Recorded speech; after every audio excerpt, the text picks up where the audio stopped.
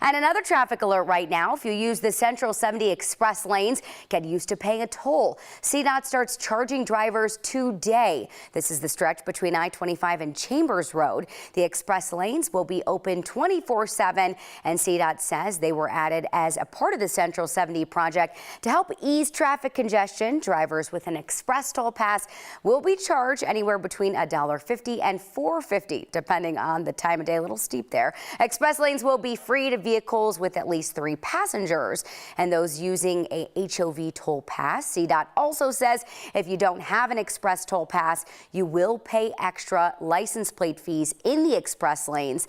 Don't forget, it's illegal to weave in and out of those express lanes. It's a good reminder. Erica, thank you.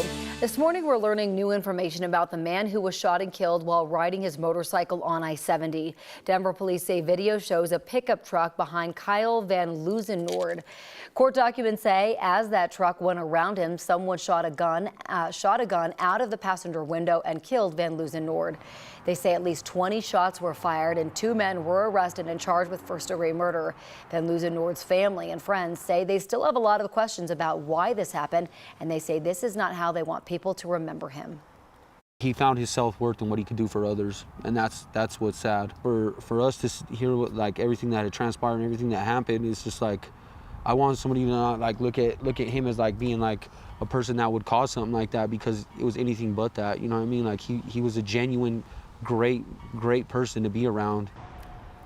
Police say the pickup truck involved was stolen in Denver last month. Court documents didn't say anything about a motive. 30 years after a man was convicted of leaving pipe bombs throughout Grand Junction that killed 2 people, a judge now says he must have a new trial. The bombing started in 1989 when people found one hidden at a hotel. That bomb did not go off. 2 years later, in 1991, an explosive injured 1 person at the Two Rivers Convention Center parking garage. A 12-year-old girl died when a bomb under her family's car went off. And another man died when he picked up an explosive in a parking lot of a restaurant. Police arrested James Genrich and charged him with the bombings.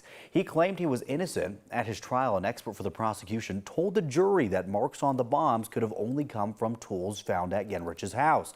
Now, a judge in Mesa County says the expert couldn't possibly know that. The judge says that unreliable testimony violated Genrich's constitutional rights, and now he should have a new trial. He is due back in court at the end of the month.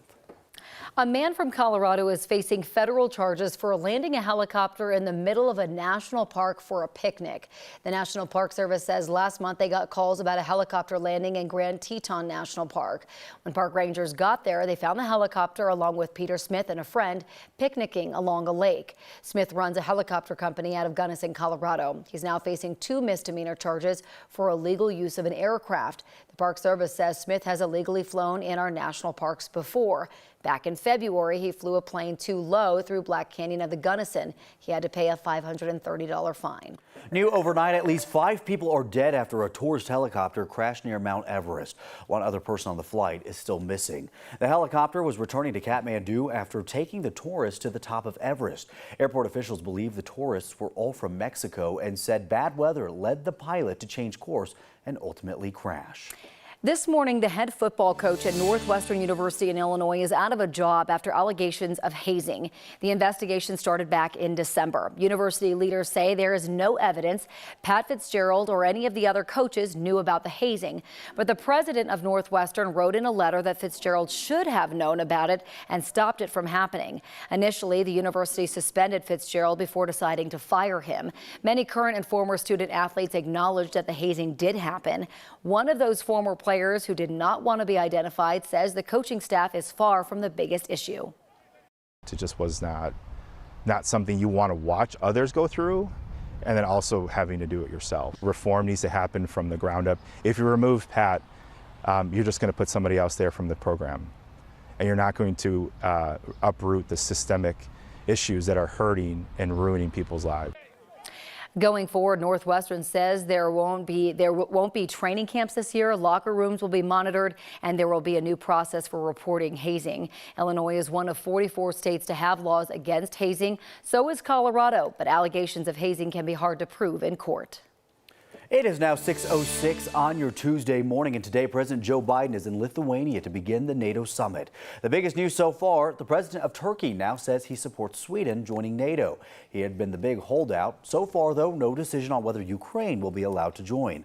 Biden has said he is not in favor while they are still at war with Russia.